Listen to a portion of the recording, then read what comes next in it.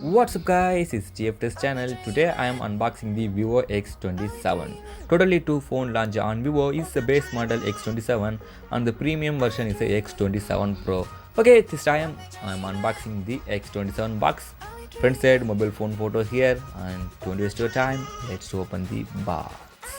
See guys, inside of the box, front side mobile phone here, and mobile phone and box is perfectly fitted now. And okay, put the phone side, I am later tape look. Cool. Okay, more inside on the whole board here now.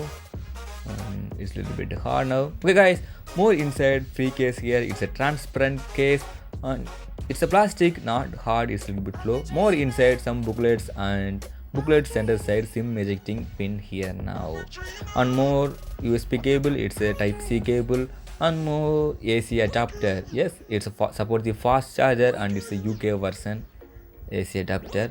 And last, headphone. It's looking good, not bad. Yeah, free headphone here in this box. Okay guys, let's look the phone. The phone color is the blue variant and the shiny blue. It's looking cool. I really appreciate this color. The Vivo X27 is now official and it is, mostly, an improved version of the V15 Pro.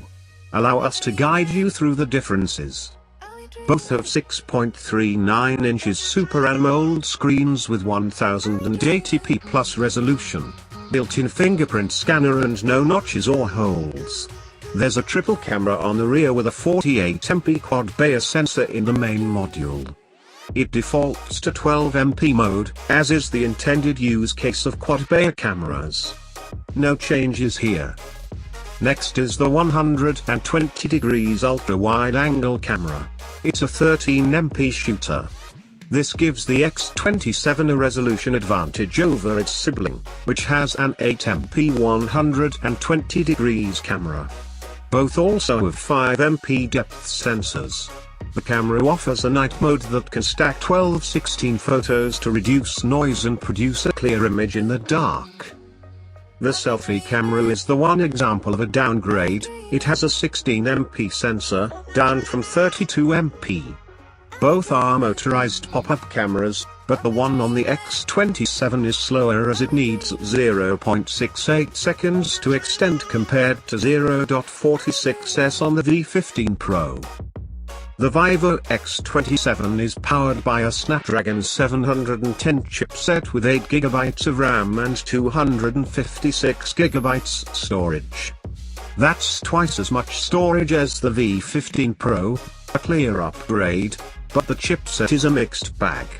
The V phone has a Snapdragon 675, which has a faster CPU but a slower GPU.